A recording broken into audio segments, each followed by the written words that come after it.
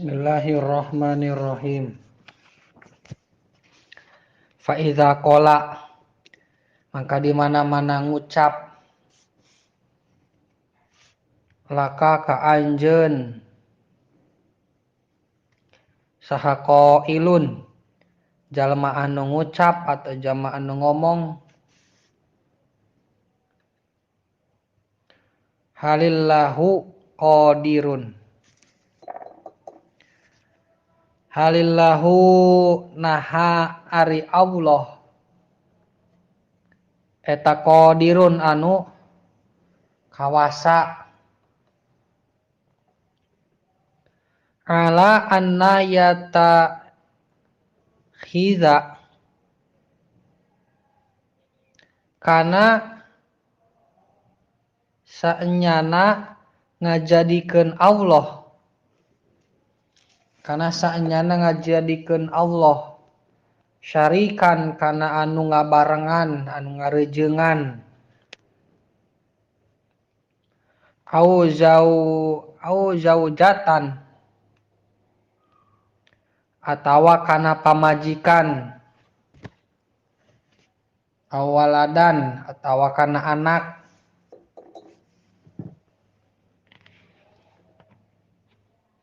fala takul mangka ulah ngucap anjeun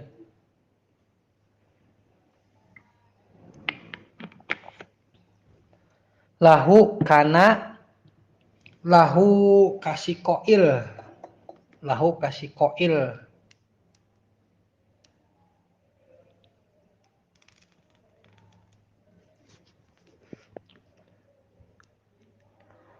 huwa ari Allah eta qadirun anu kawasa ala zalika kana nya kitu deui anna ayatakhidza syarikan,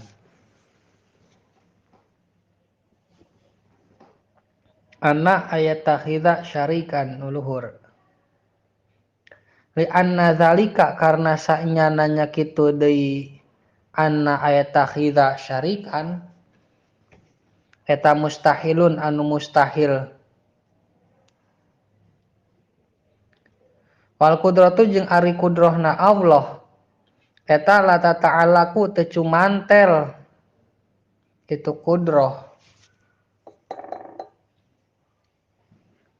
bihi kana mustahil.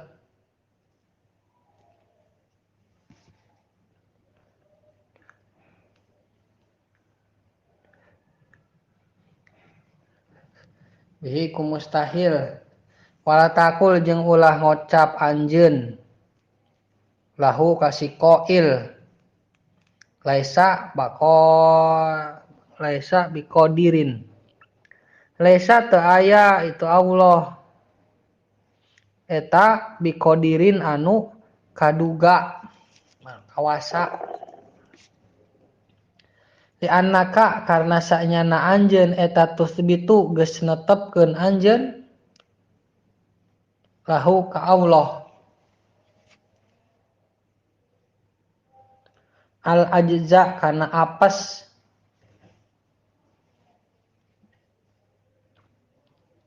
wal ajzu jeung ari apes alaihi ka Allah ta'ala bari mahalur Allah eta muhalun anu muhal anu mustahil. Wa inna mataqulu jeung sapastina ngucap anjeun hadza mustahilun, hadza ari ieu kaul ieu omongan eta mustahilun anu mustahil. Wa qudratuhu ta'ala jeung ari kudrohna Allah ta'ala eta la ta'alaku teu cumantel itu kudroh.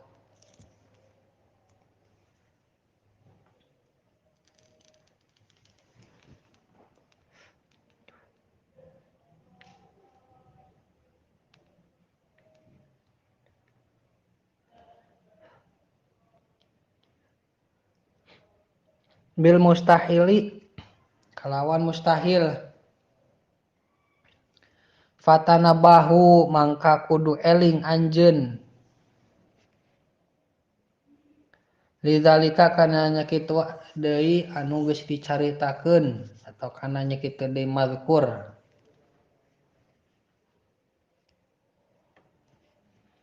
Faqudratuhu maka ari faqudratuhu ta'ala mangka ari kudrohna Allah ta'ala eta la ta'ala ku teu cuman teh itu kudroh illa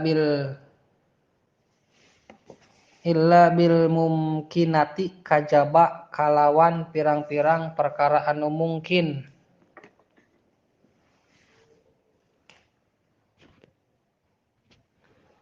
La bil wajibati lain ku pirang-pirang perkara anu wajib.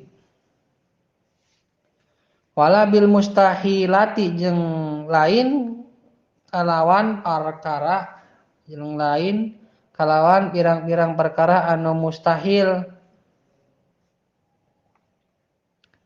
Wa'lam jeung kudu kanyahokeun ku anjeun annahu kana sanyana kalakuan jeung tingkah eta la ta'siru teu napakan. Eta la ta'siro berarti eta la ta'siro teu napakan eta tetep lil qudrati kana sifat kudroh fil mumkini dina perkara anu mungkin. Wa inna ma ta'siru jeung sapastina anu wa inna ma ta'siru jeung sapastina ari anu napakan eta li zatihi ta'ala ku zatna Allah ta'ala.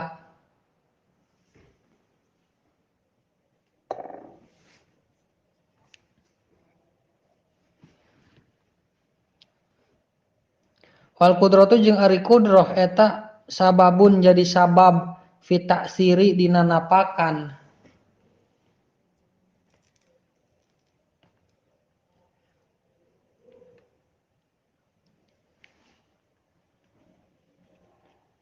Qala ngadawu saha Ibnu Dzikri rahimahullahu ta'ala.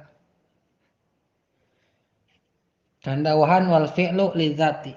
Wal fi'lu jeung ari padamelan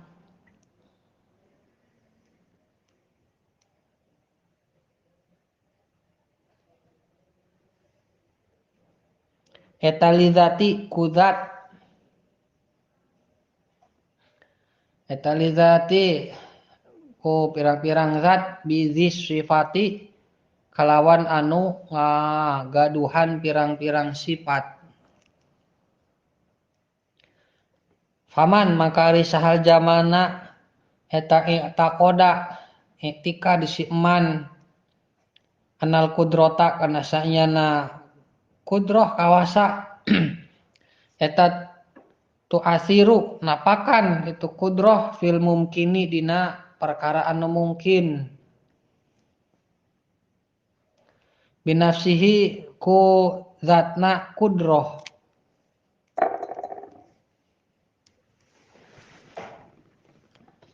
Au hiya atawa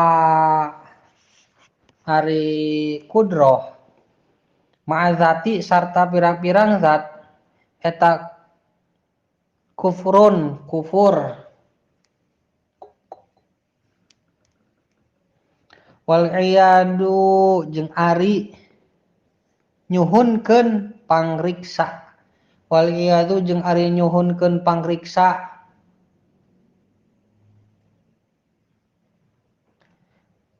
eta billahi ta'ala kalawan pitulung Allah ta'ala.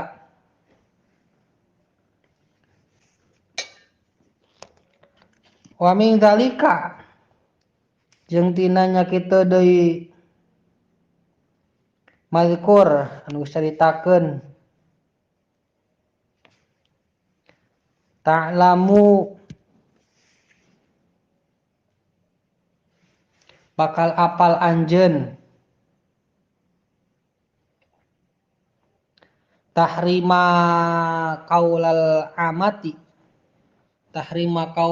amati kana haramna ucapan jalma anu bodoh. Kana haramna ucapan jalma anu bodoh. Al qudratu ari kudrot eta tatasorofu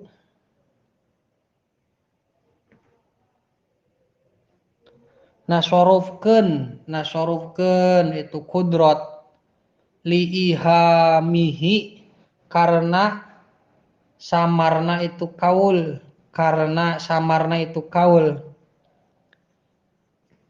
anaha sa'nyana kudrot allati la tatasarrafu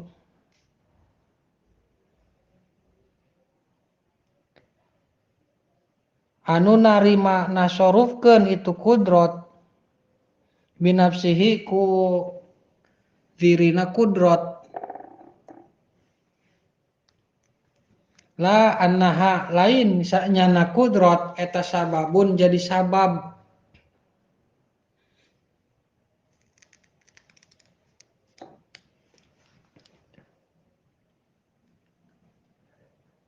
fitasorufi dina gawe tasarruf wa mahalu hormati hadzal qauli ari tempat haramna ieu ucapan eta imalam yaqsid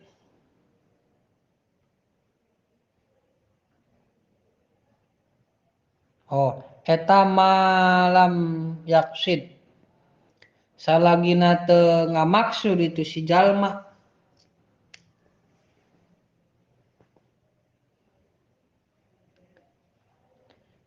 naon ieu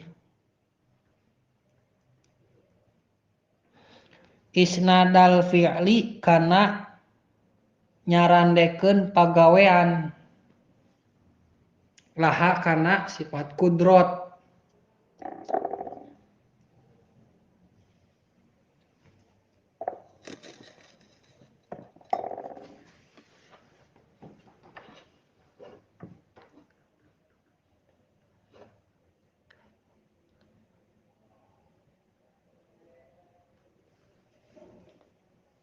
wa illa jeung henteu itu isnadal fi'li wa illa jeung lamun henteu itu isnadal fi'li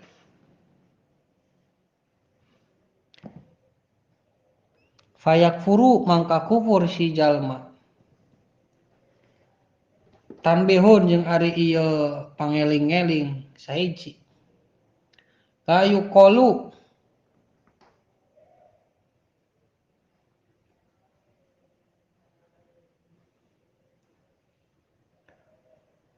ulah ngucap la yuqalu henteu diucapkeun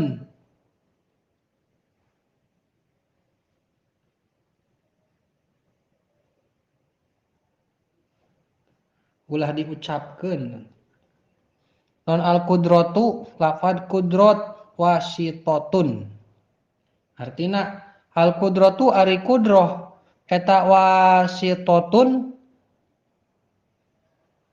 jadi pelantara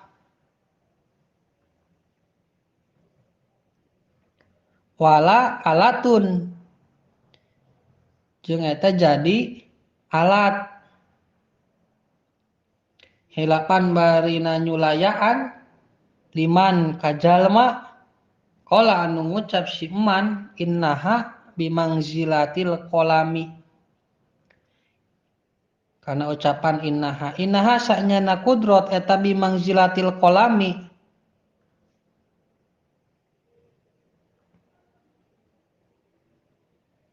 sapat tempat jeung pulpen satempat jeung pulpen atau nempatan pulpen lil katibi pikeun jalma anu nulis lil katibi pikeun anu nulis wa ilahi jeung eta tetep ka Allah al misalu ari sifat ngakuran al-a'la anu luhur wa dalil jeung ari dalilna ala subutil kudrati kana tetepna sifat kudrat lahu ta'ala ka Gusti Allah ta'ala eta wujudul alami ayana alam. Wa tarkibuhu jeung ari tarkibna dalil jeung ari susunan dalil eta antakula yen ngucap anjeun lawing tafat kana ucapan lawing tafat anhu. Lawing tafat lamun eueuh lamun teu aya anhu ti Allah non al-qudratu sifat kudrat lakana maka yakin bukti Allah eta ajizan anu apes. Walau kana jeung lamun kabuktosan Allah eta ajizan anu apes lam yujad mangka moal dipanggihan naon syai'un hiji perkara minal alami tina alam ti alam wa adamu wujudi syai'in jeung ari teu ayana wujudna hiji perkara minal alami tina alam eta muhalun muhal atau mustahil. Lima karena perkara yukhalifuhu anu nyulayaan hu kana emak non al hisu panca indra wal iyanu jeung paningal.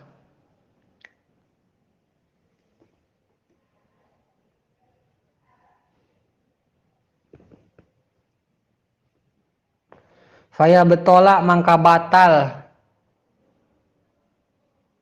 naon ma perkara ada anu nganafikeun itu emak ada anu nganepikeun itu emak nepi ilaihi kana emak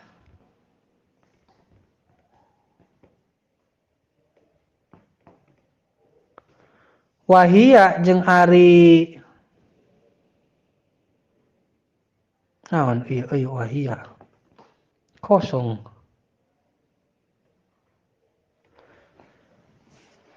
wahiana kosong euy